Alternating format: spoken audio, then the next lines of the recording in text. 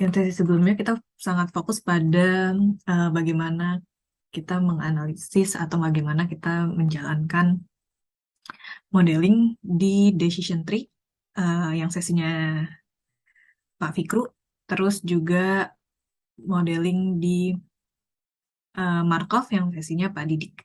Ini sudah terlihat atau belum? Belum, Mbak. Oh, belum, sorry.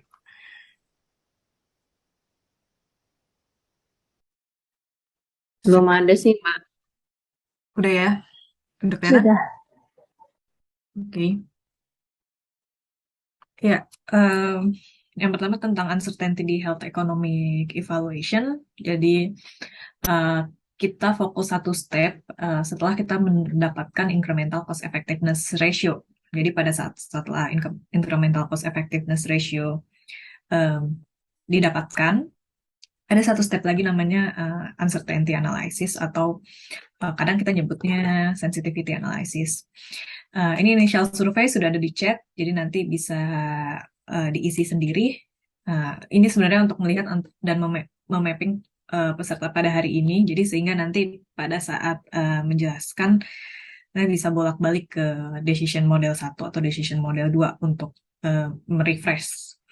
Outline-nya yang pertama adalah what is uncertainty. Jadi di evaluasi ekonomi atau secara general sebenarnya dalam analisis statistik pasti ada uncertainty atau ketidakpastian.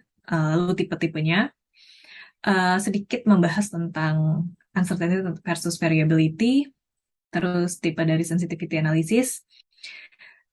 Beberapa contoh yang general juga tentang bagaimana sensitivity analysis dipresentasikan dan value of information. Jadi value of information ini mungkin kita akan lebih berdiskusi bagaimana nanti ada parameter-parameter yang sebenarnya masuk dari clinical trial atau misalnya dari observational study atau misalnya dari epidemiological study yang bisa membantu menganalisis atau memberikan keputusan, membantu memberikan evidence untuk keputusan in terms of resource allocation. Nah, ini kita balik lagi karena kemarin Mas Fikru dan Pak Didik juga sudah menjelaskan tentang Markov model. Jadi kapan harus memakai uh, modeling. Jadi bagaimana cara kita memilih modeling gitu.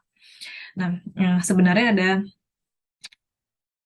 diagramnya sehingga lebih mudah gitu. Jadi misal saya harusnya memakai model apa dengan case seperti apa gitu.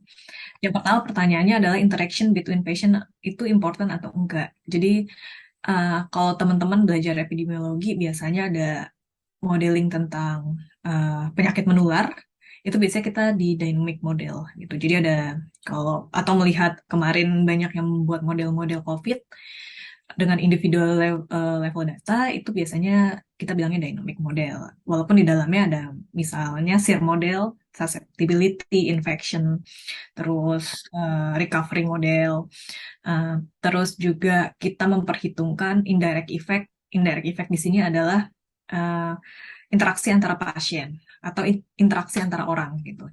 That's why ini cocok untuk infection. Atau discrete event simulation. Discrete event simulation ini sebenarnya mirip-mirip compartmental model, cuma memang dia lebih dalam individual level dan biasanya dipakai kalau kita ingin menilai queuing atau antrian atau delay treatment. Nah, ini biasanya kalau di sini dipakai datanya agak exhaustive, jadi harus patient level data yang kita pakai untuk menilai atau membangun model discrete.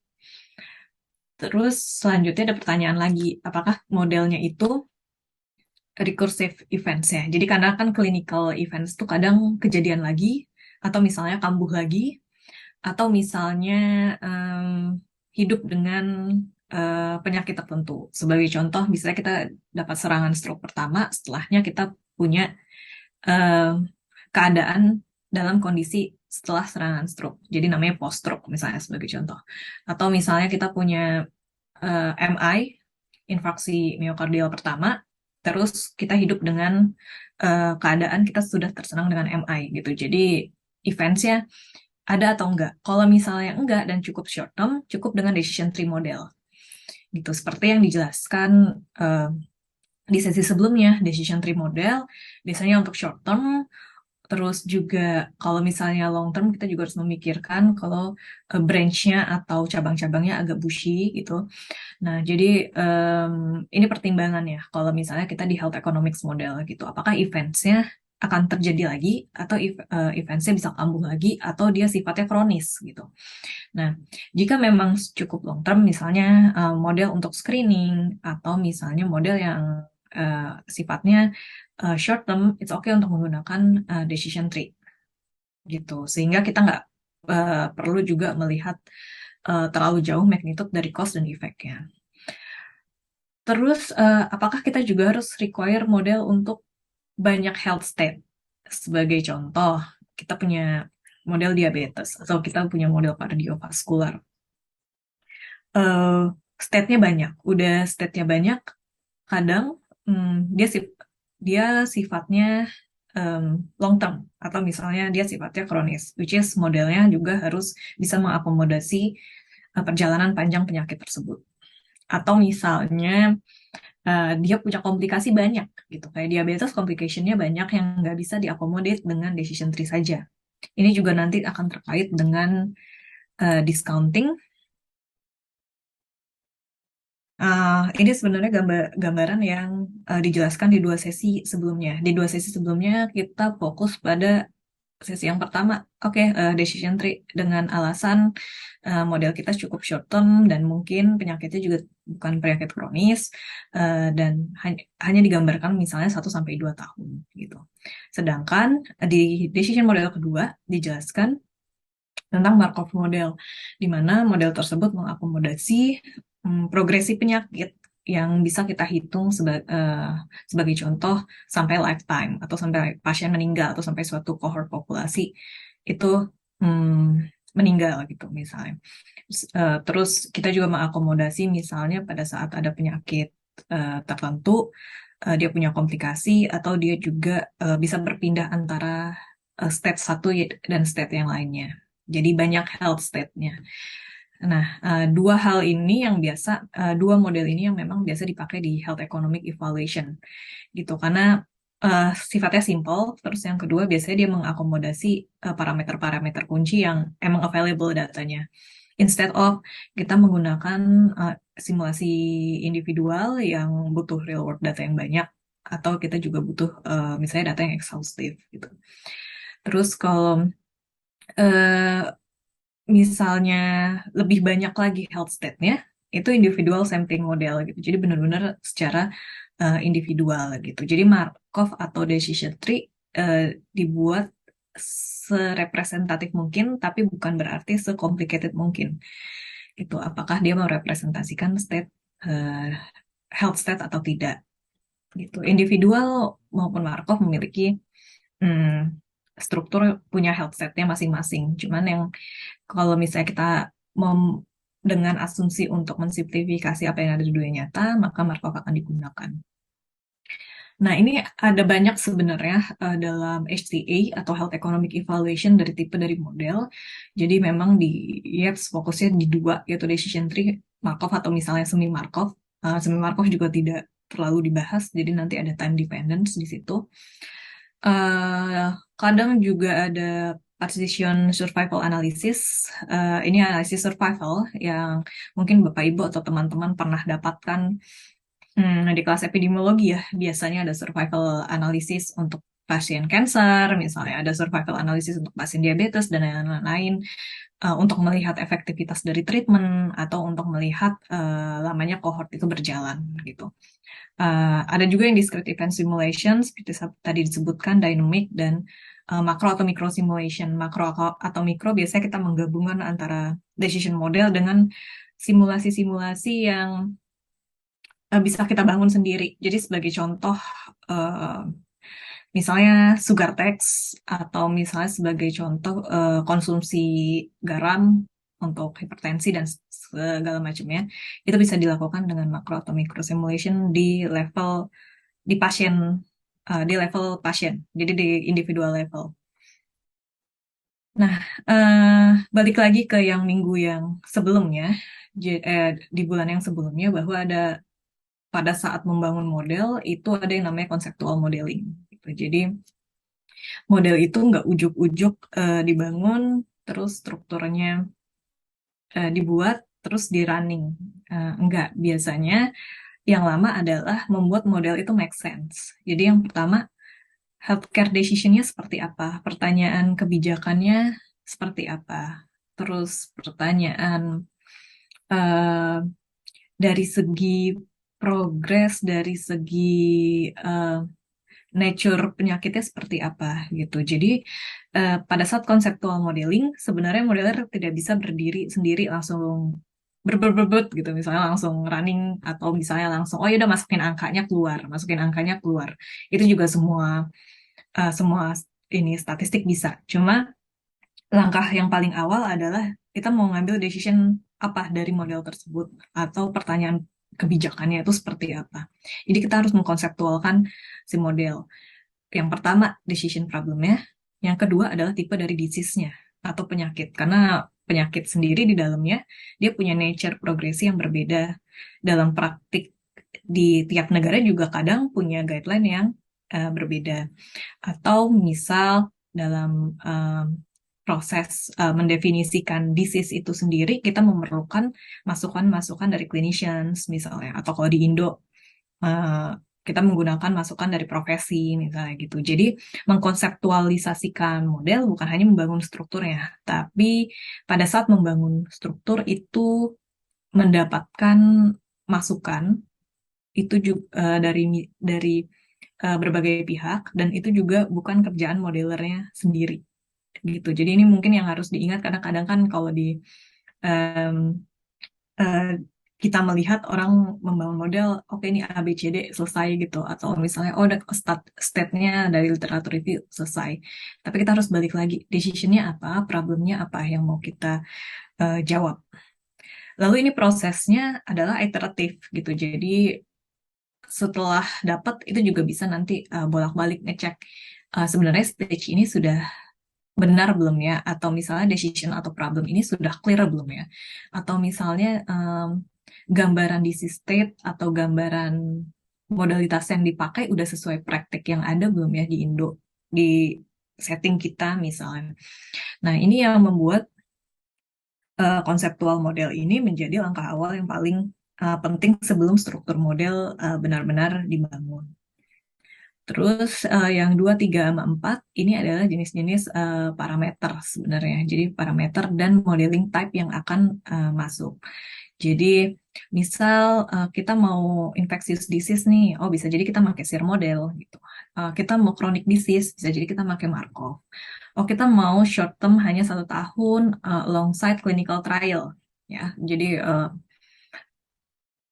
bulan kemarin dijelaskan, oh ada yang modeling type, ada yang kita based on clinical trial gitu, ngikutin clinical trialnya. Jadi ya sesuai kebutuhan tipe modeling apa yang bisa mengakomodasi dari pertanyaan penelitian atau pertanyaan kebijakan tersebut. Data source-nya dari mana? Data source-nya bisa banyak. Jadi kemarin kan Bapak Ibu dijelaskan tentang costing gitu.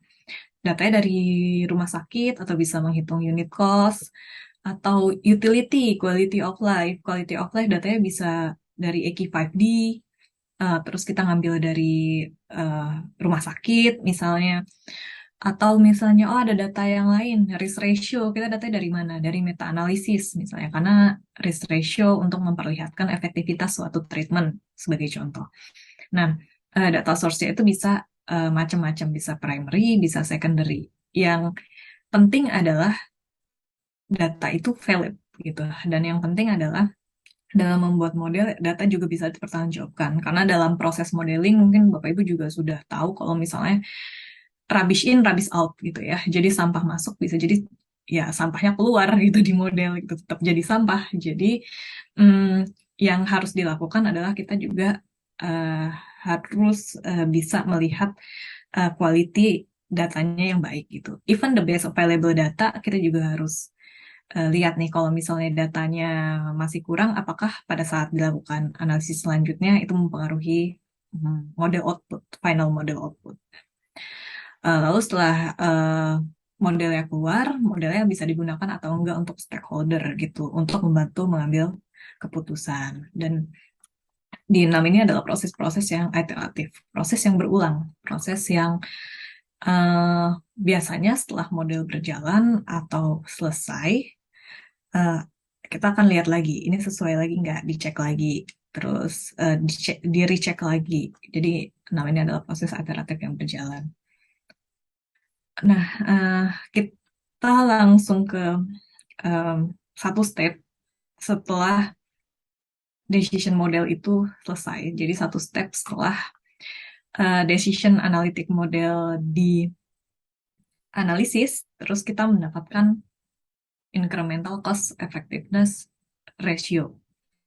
Nah, setelah itu ngapain lagi? Apakah incremental cost effectiveness ratio cukup untuk menggambarkan bahwa suatu intervensi itu cost efektif compare to komparatornya, gitu. Nah, ternyata ada satu stage di mana kita harus menspesifikasikan dan mendefinisikan apa itu ketidakpastian, gitu. Karena di setiap analisis pasti ada ketidakpastian yang disebabkan oleh misalnya heterogeneity-nya, variability-nya, atau misalnya ketidakpastian yang disebabkan oleh dari tipe-tipe parameter yang masuk, gitu. Jadi ada uncertainty di economic evaluation udah pasti, dan single result. Jadi kita hanya dapat ICER nih. Jadi kalau kemarin Bapak Ibu ikut yang decision model 2, Pak Didik bilang, oh incremental cost effectiveness ratio-nya adalah X gitu. Dia di bawah threshold atau enggak gitu. Oh berarti cost efektif gitu. Nah itu adalah single result gitu. Jadi cuma satu hasilnya. Tapi sebenarnya kita juga harus menilai kembali ada faktor-faktor di parameter yang mungkin mempengaruhi level of confidence kita pada saat kita bilang ini cost efektif. Sehingga analisis terkait uncertainty ini harus dilakukan. Nah, ini ada contoh intervensi, jadi dibuat Kelly Leak gitu ya. Jadi ada beberapa intervensi yang di suatu negara dengan incremental cost per kalinya thresholdnya 10.000, 20.000, 30.000. Jadi ini range 20 sampai 30.000 ini adalah range threshold di UK. Nah, di kiri ada beberapa healthcare intervention. Jika dilihat, kira-kira pada saat kita melihat ini secara raw gitu ya, intervensi apa yang akan Bapak Ibu prioritaskan? Mungkin ada yang mau memberikan pandangan. Yang bulat-bulat ini adalah ICER-nya. Terus yang garis adalah range dari uncertainty-nya. Mungkin ada yang mau memberikan pandangan? Ini cuma 12 orang, jadi kayaknya enak untuk berdiskusi secara langsung.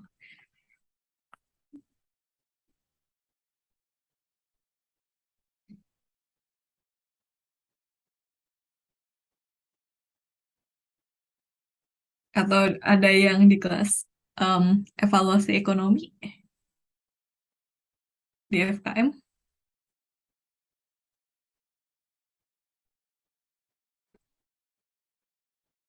Ada yang mahasiswa evaluasi ekonomi, boleh tahu? Mahasiswa evaluasi ekonomi, maksudnya mahasiswa yang mengambil ekonomi kesehatan? Atau semuanya dari luar?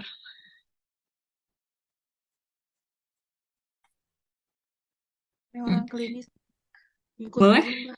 Orang Boleh? klinis. Boleh. Saya ngikut aja dulu Mbak. Lanjut aja dulu Mbak. Ini lagi menikmati. Lagi menikmati. Ya, jadi ini sebenarnya gambaran pada saat cost effectiveness analysis itu dilakukan. Jadi kita punya ICER yang banyak nilainya. Sebagai contoh, kita punya scoliosis surgery, itu ICER-nya antara di bawah 10.000 pound sterling, terus kita punya kidney transplant, terus juga kita punya hemodialisis dan COPD. Nah, decision maker biasanya pada saat melihat ini, orang awam dulu biasanya pada saat melihat ini, mungkin akan memilih scoliosis surgery sama joint replacement. Karena dia di bawah 10.000, murah banget kan? Di bawah incremental cost effectiveness ratio. Jadi dia akan, oh kayaknya milih ini. Tapi pada saat melihat keseluruhan, dengan ada range ketidakpastian, jadi bisa jadi pas dianalisis lagi, atau misalnya tahun depan diupdate lagi, misalnya eh, banyak ketidakpastian di sini gitu. Dia bisa jadi ICER-nya tinggi banget, 30.000, atau bisa jadi sampai 20.000. Nah, dalam case seperti ini, kalau melihat lebih detail, kemungkinan decision maker akan prioritas di hemodialisis gitu. Karena dia range-nya kecil. Sama seperti misalnya Bapak Ibu melakukan analisis statistik, confident interval makin besar sebenarnya kan makin tidak baik ya istilahnya gitu. Makin uncertainty-nya makin tinggi. Nah, confident interval makin sempit, itu menggambarkan juga kayak dia makin dekat ke poin estimate, jadi makin dekat ke ICER gitu. Jadi ICER-nya nggak dinamis berubah-ubah mulu. Nah, sehingga pada saat pengambilan keputusan, walaupun kadang decision maker akan melihat, oh yang murah nih, yang di bawah 10.000, tapi dia akan mencari juga yang pasti gitu. Ini ada yang incremental cost effectiveness ratio-nya per quality adjusted life year-nya 10.000 gitu. Tapi firm, karena uncertainty-nya sempit gitu, uncertainty-nya rendah gitu. Yang lain uncertainty-nya atau ketidakpastiannya cukup tinggi. Begitu juga misalnya treatment of cytic fibrosis, ini juga ada uncertainty-nya, tapi nggak bisa jadi prioritas yang tinggi seperti hemodialisis sama peritoneal dialisis gitu. Sehingga ini menjadi gambaran pada saat decision maker memilih atau memprioritaskan gitu, mana dua nih yang bisa kita bilang cost effective gitu, atau mana dua nih yang nanti pada saat ada analisis lanjutan yang bisa masuk coverage misalnya. Jadi ini pentingnya uncertainty itu di-handle gitu, tidak semata-mata hanya melihat incremental cost effectiveness ratio. Gitu. Jadi ini yang harus berhati-hati dalam proses pengambilan keputusan. Karena biasanya kita yang, oke, ICER-nya segini, cost efektif, selesai. Gitu. Biasanya kita seperti itu. Tapi sebenarnya ada step-step yang lain. Selanjutnya ini hanya terminologi dari ketidakpastian, nanti akan kita bahas. Karena mungkin kalau misalnya yang sering main regresi, ngomongnya error term gitu ya. Kalau misalnya atau beta coefficient, tapi sebenarnya ini nama-namanya mirip, cuma nanti kalau di jurnal ada nama-nama yang agak aneh atau misalnya berbeda, ya sebenarnya konsepnya sama gitu, beda terminologi aja. Nah, kita kembali ke variability dan uncertainty. Sebenarnya variability itu hanya perbedaan yang antara pasien yang emang bisa kita jelaskan dan nggak bisa kita rubah, sebagai contoh umur, terus gender. Nah, untuk uncertainty sendiri, ini lebih ke proses dan hasil perhitungan gitu. Jadi dari estimasi kita. Karena pada saat perhitungan cost effectiveness analysis, yang keluar adalah total average cost dan health effects. Gitu. Jadi balik lagi kemarin, dijelaskan, oh berapa cost per kalinya, atau berapa cost per case detection-nya, atau berapa cost per infection case-nya gitu. Jadi emang yang digunakan adalah rata-rata cost dan rata-rata effect, sehingga ada ketidakpastian di situ. Kenapa? Karena ada confident, ada error, ada juga apa namanya perbedaan antar individu, antar parameter, terus juga perbedaan nanti pada saat model berjalan, kita juga sebenarnya kan punya parameter-parameter yang sendirinya punya confident interval, contohnya punya standar error, punya standar deviasi, dan yang lain-lain. Ada beberapa tipe methodological, modeling, parameter, sama transferability. Yang pertama adalah methodological. Jadi mostly kalau kita revisiting apa sih yang uncertain secara methods, biasanya kita juga lihat, oh bagaimana perhitungan dari parameter yang masuk gitu ke model. Jadi lebih ke valuasi, metodologi, terus bagaimana itu masuk ke model. Sebagai contoh, apakah penilaian quality of life-nya instrumennya sudah validated, misalnya seperti itu. Atau misalnya bagaimana estimasi unit cost gitu. Apakah dia menggunakan tarif ataukah sebenarnya dia benar-benar menghitung unit cost dari scratch, dari awal di rumah sakit.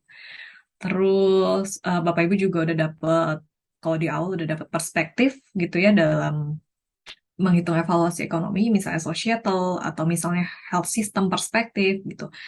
Apakah indirect cost-nya masuk atau enggak gitu. Karena kan indirect cost kadang yang paling variasinya paling tinggi ya dibanding dengan direct medical cost sebagai contoh. Terus ada juga yang modeling gitu.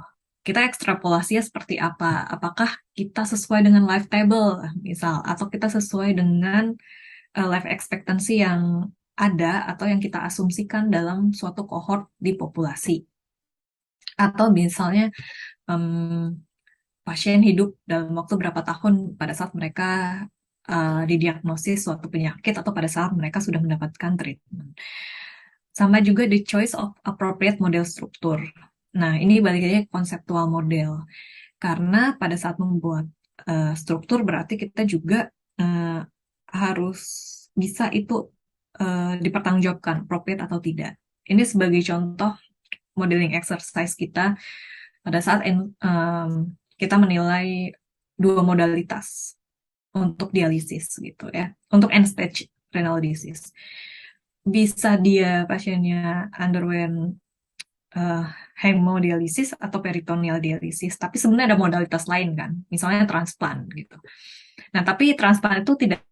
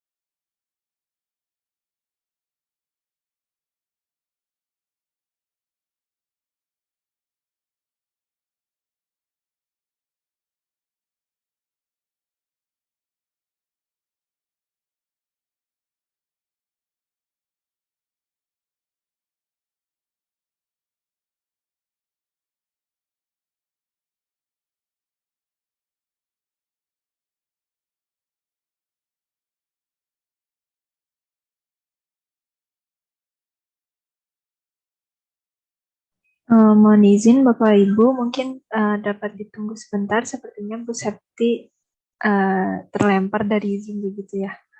Mohon ditunggu, terima kasih.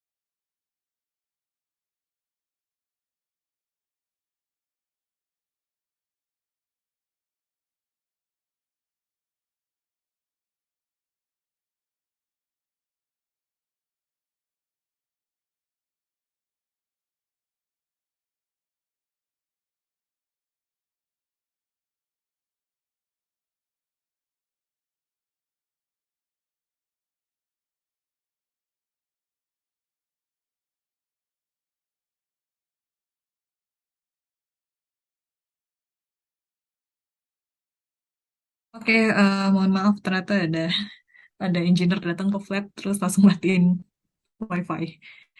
Oke, coba lagi. Udah kelihatan Tica? Belum ya? Belum, belum, Bu.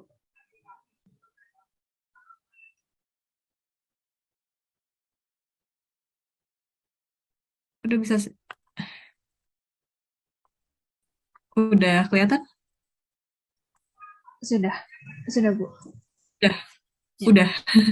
Iya, soalnya tadi kayaknya ada engineer datang terus kayak tiba-tiba wifi-nya mati. Oke, tadi kita sampai ini ya, methodological uncertainty. Ya, itu, Bu. Yap.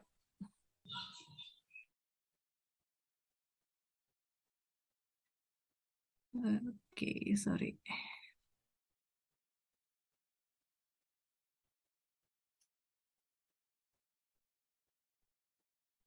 Ini lama.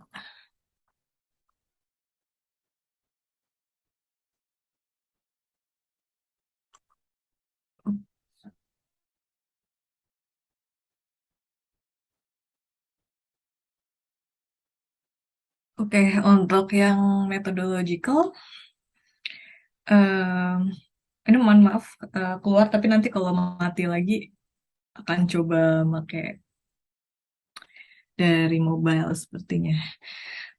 Untuk methodological uncertainty seperti tadi, instrument choice, value of unit cost estimation. Tapi kalau untuk modeling, biasanya ya struktur modelnya seperti apa. Terus kadang juga pada saat kita struktur model, kalau misalnya di literatur review tidak terlalu representatif, biasanya kita ada seperti panel untuk membuat struktur model lebih representatif untuk setting tertentu, misalnya. Kayak misalnya setting di Indonesia, gitu. Atau di health economics, biasanya ada clinical stats nih, yang memang kita mengambil parameter-parameter seperti transition probability, terus cost, terus juga em, hasil dari meta-analisis, which is yang beda hasilnya antara fix sama random effect.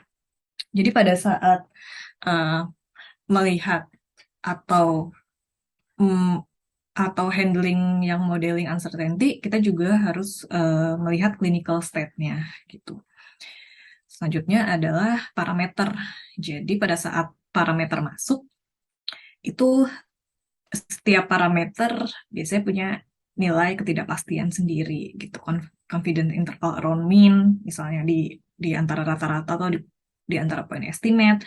Terus bisa juga sampel data yang terbatas gitu. Karena kan kita mencoba serepresentatif mungkin, tapi bisa jadi data yang ada di lapangan juga limited sampel datanya gitu. Nah, ini pernah terjadi pada saat kita melaksanakan studi PAH, arterial hypertension, yang emang harus dibagi state-nya dari fungsional kelas 1 sampai fungsional kelas 4 gitu.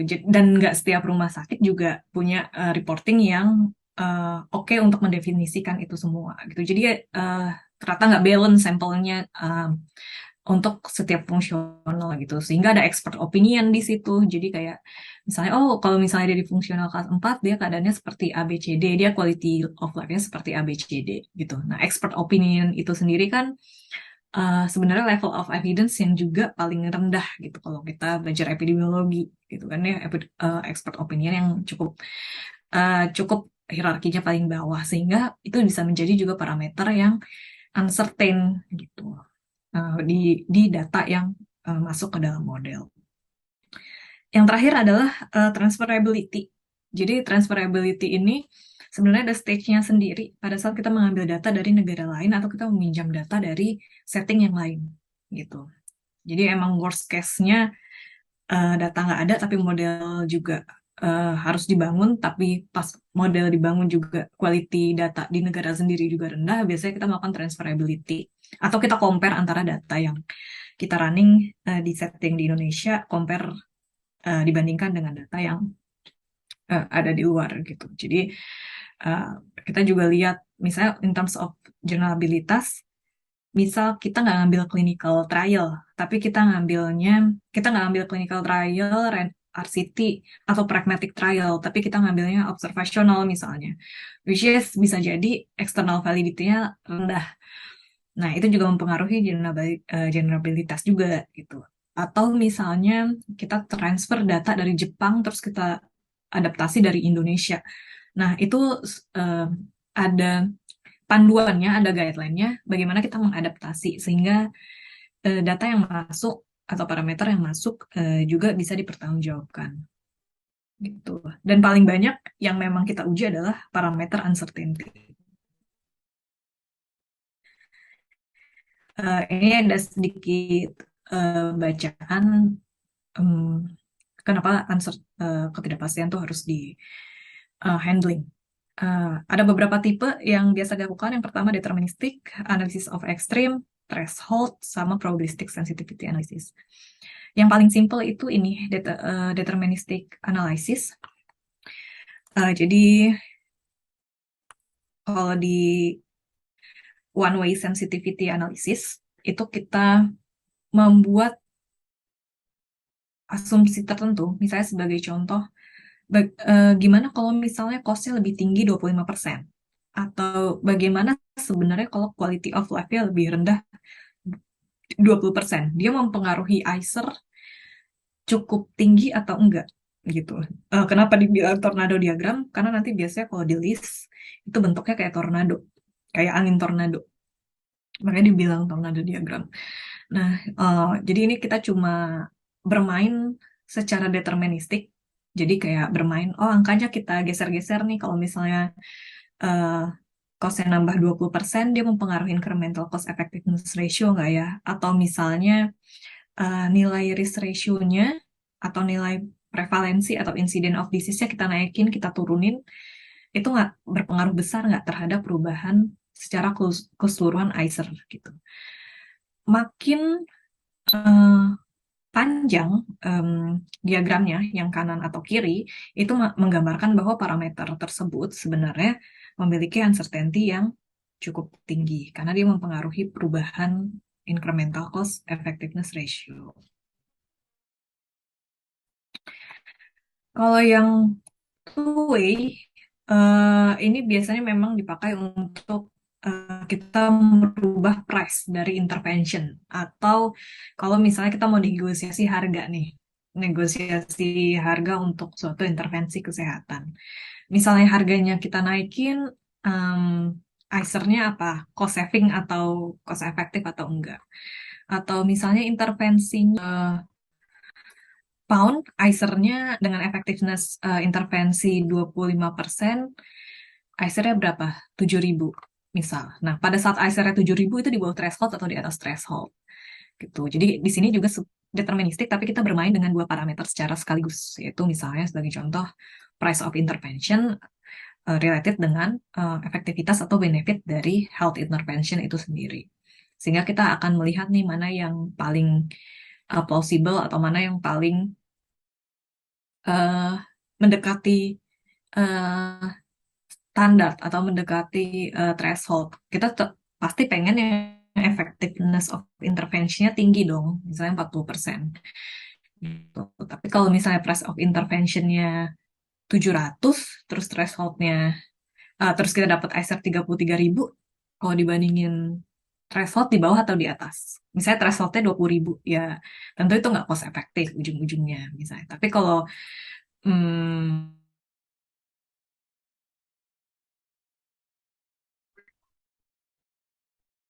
oke, balik lagi, hilang lagi. Kelihatan nggak sekarang, Tica? Masih loading, Bu. Sudah. Oke, sorry. Nah, jadi kalau misalnya cost effectiveness-nya threshold-nya 40.000, mungkin ini akan dibilang cost efektif gitu. Dengan kita invest harga 700 pound sterling misalnya, sebagai contoh. Ada juga threshold. Threshold simple sebenarnya. Dia di bawah threshold atau di atas threshold. Kalau di Indo, yang ada sekarang adalah 1-3 GDP per kapita as a threshold, tapi sebenarnya itu juga banyak kritikan dari WHO.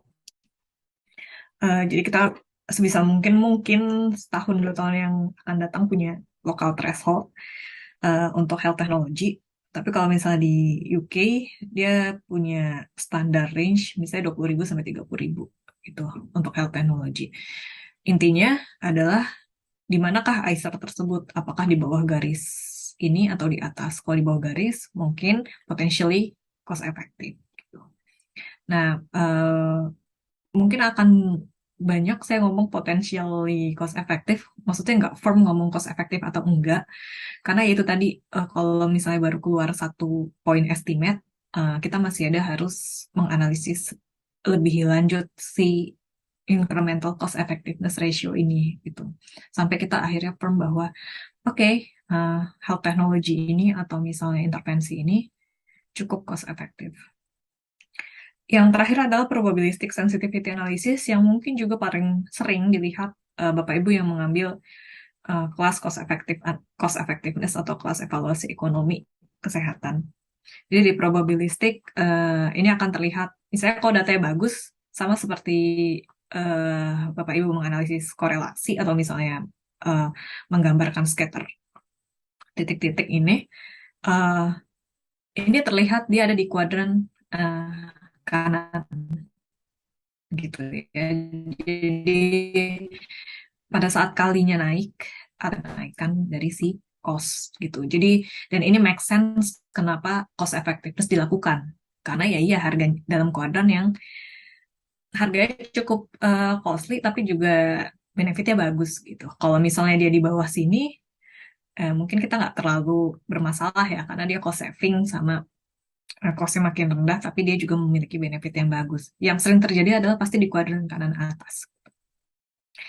Karena ini yang paling masuk akal kenapa kita melakukan cost effectiveness analysis. Nah, di sini terlihat yang garis putus-putus adalah threshold.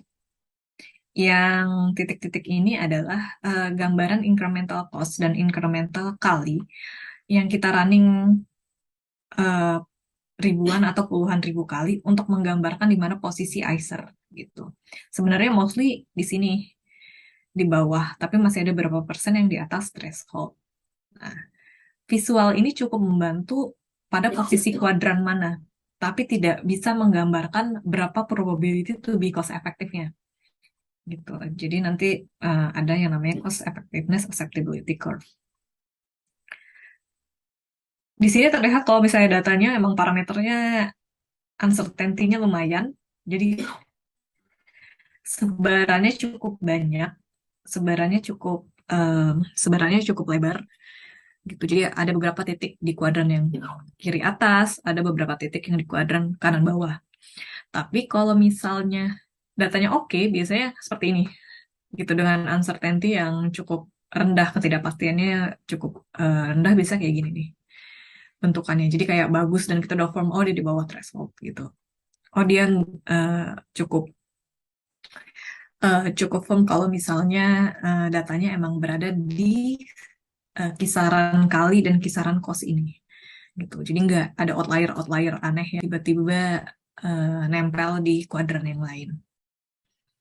Jadi ini balik lagi ke 4 kuadran yang di sesi paling awal. Jadi ada kuadran 1, 2, 3, 4 gitu, di mana incremental cost effectiveness ratio berada.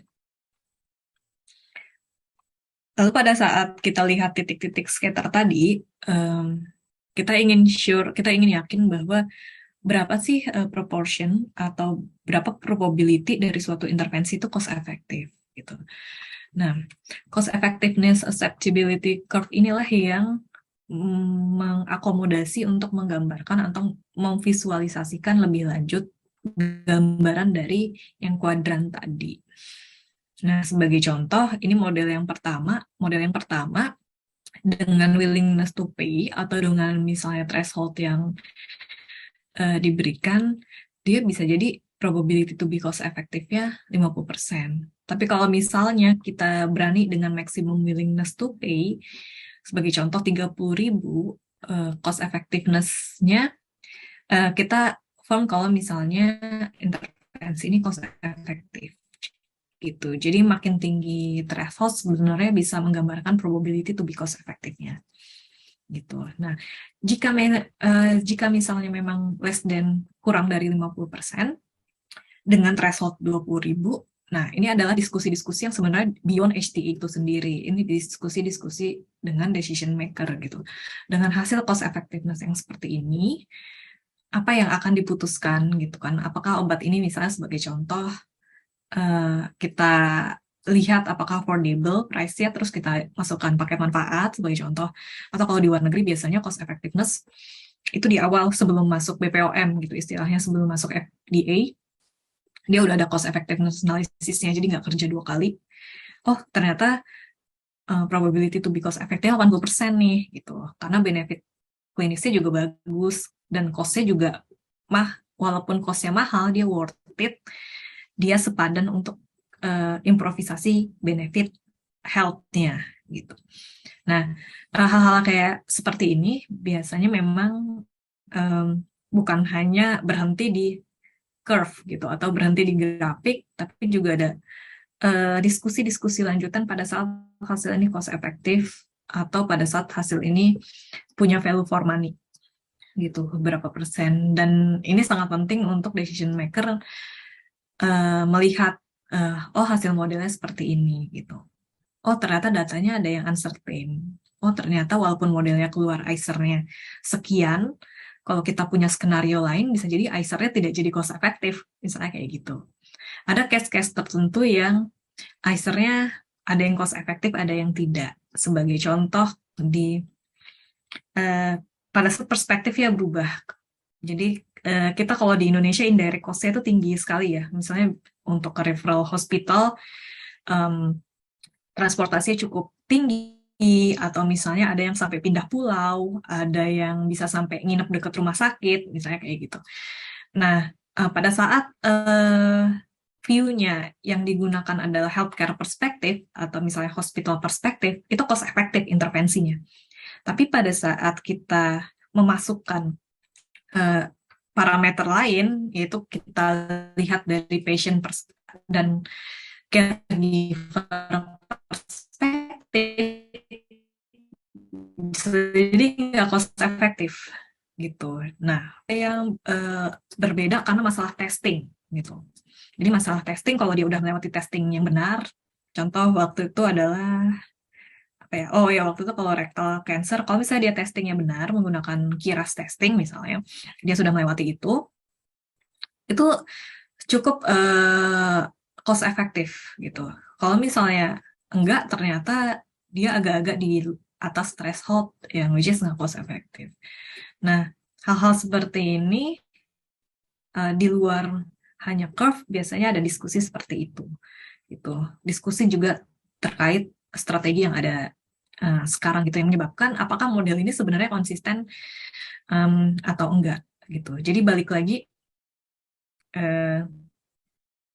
emang konseptual model dan handling uncertainty itu cukup dan penting untuk dilakukan gitu, sehingga kita sebagai modeler mungkin kita akan merasa sure gitu untuk mempresentasikan model yang kita kerjakan. Dan yang perlu diingat adalah itu tadi rubbish in, rubbish out, dan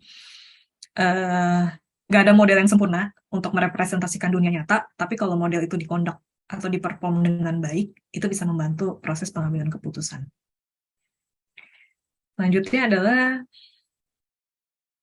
ini sedikit tentang deterministik dan probabilistik, karena kemarin mungkin mendengar, oh ini modelnya deterministik nih, gitu. Jadi yang menghasilkan ICER ini yang deterministik dulu, nanti ada yang probabilistik. Nah, mungkin itu Bapak Ibu dengar waktu di sesi sebelumnya. Intinya adalah sederhananya deterministik itu apa yang kita masukkan parameter ini secara langsung pada saat model running itu keluarnya ya sesuai gitu, sesuai dengan angka estimasi ini, gitu, clear. Masukin satu, parameternya satu, terus di running model hasil ICER-nya berapa ya udah segini. Tapi ada juga yang probabilistik. Nah tadi probable gitu, ada probabilistik di saat parameter itu kita tahu kalau parameter itu mungkin punya ketidakpastian atau punya range gitu. Biasanya kita dengan stage yang sedikit lebih complicated dibanding deterministik gitu. Jadi kita harus menganalisis dulu sebenarnya distribusi dia apa sih gitu. Distribusi dari parameter yang masuk itu seperti apa. Terus karena distribusi itu sendiri menggambarkan si nature dari si datanya. Terus ada dan nggak satu point estimates. Sehingga beberapa angka, berapa kemungkinan probability dari parameter-parameter itu bisa masuk ke model dengan bukan hanya satu angka gitu. Jadi tadi yang probabilistic sensitivity analysis, that's why dibilangnya oh iya kita running 10.000 kali berulang-ulang gitu, atau kita running 1.000 kali karena kita melihat karena setiap range yang ada di model itu kita running gitu. Kalau misalnya kalinya 0,8 di deterministik ya udah 0,8 dianalisis berapa hasil ICER-nya. Kalau misalnya utility value probabilistik antara 0,3 sampai 0,8 ya kita running dari 0,3, 0,31, 32 seterusnya sampai 0,8 gitu. Jadi itu yang membedakan di saat misal analis bilang oh ya hasil deterministiknya seperti ini, hasil probabilistiknya seperti itu.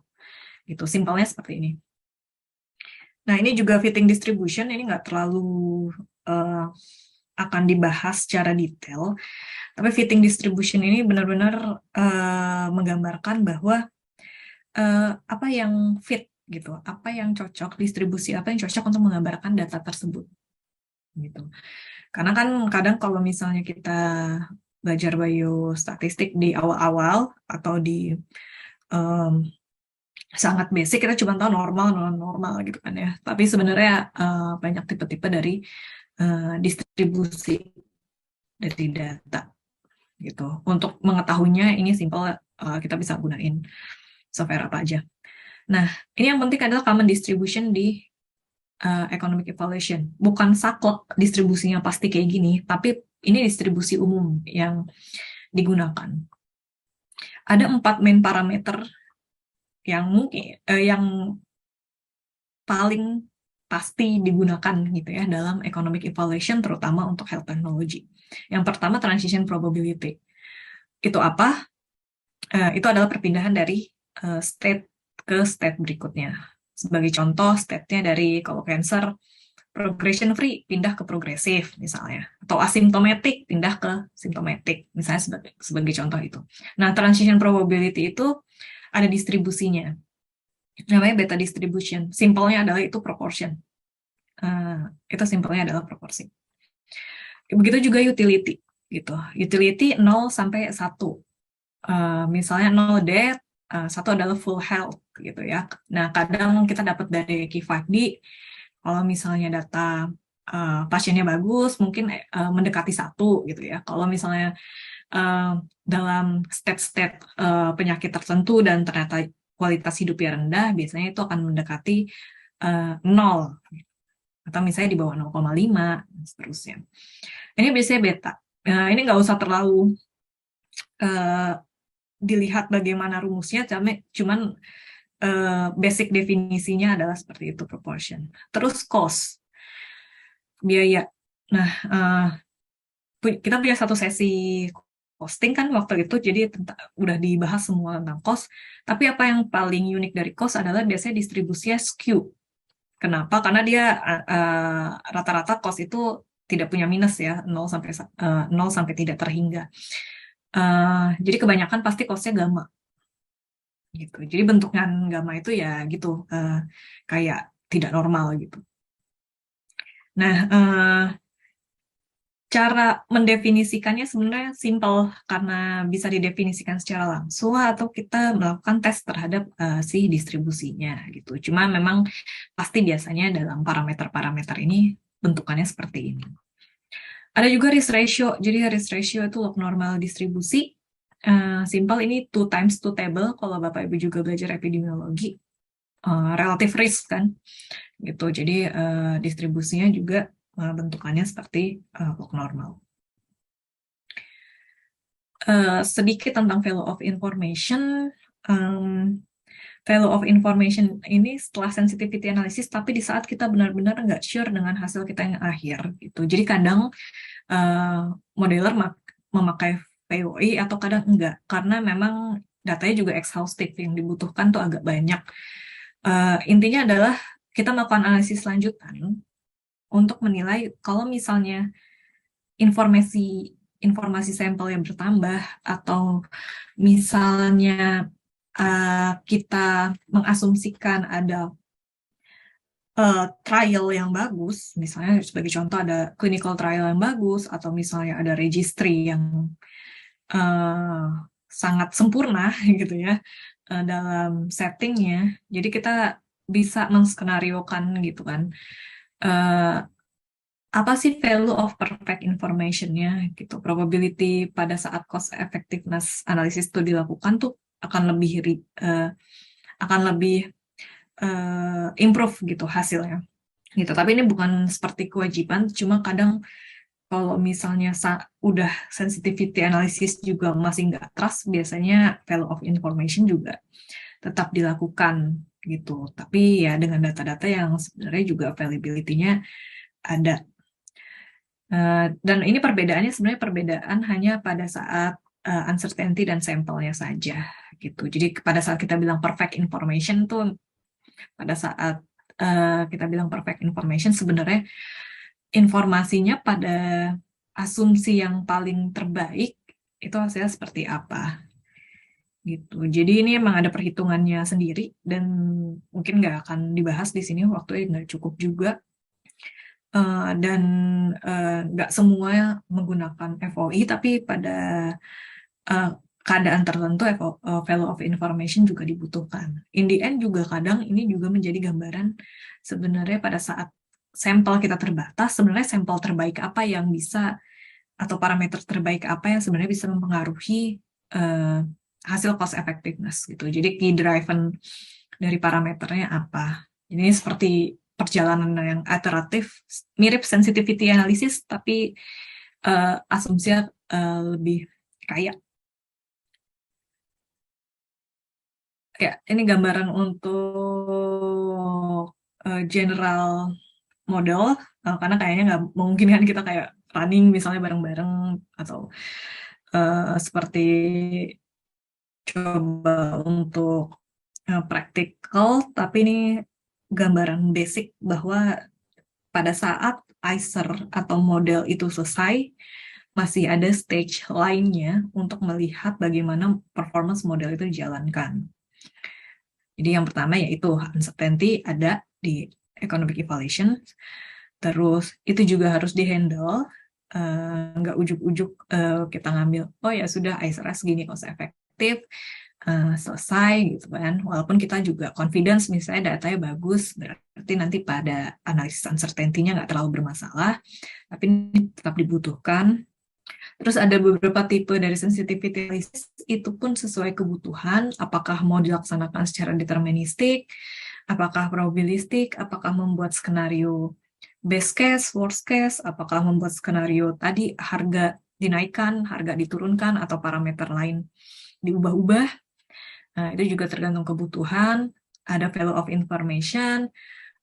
Terus juga tadi karena memang kita seriesnya agak panjang, the whole economic evaluation, mungkin masih banyak methodological approach yang sebenarnya belum dijelaskan dalam development of modeling. Jadi kita memang fokus di decision tree sama Markov saja gitu. Jadi memang ada kemungkinan sebenarnya kita eksplor lebih jauh tentang tipe-tipe dari modeling yang cocok dengan pertanyaan kebijakan, pertanyaan penelitian, atau juga dengan progresi penyakitnya. Jadi ya, cukup banyak perkembangan secara metodologi dari model yang memang lebih advance, tapi juga butuh ketersediaan data juga gitu. Jadi kalau misalnya kemarin ada yang membahas tentang real world data, real world evidence, ya as a basic, itu memang dibutuhkan untuk modeling gitu. Tapi modeling juga pada saat dilaksanakan kita juga harus tahu apakah struktur data atau ketersediaan.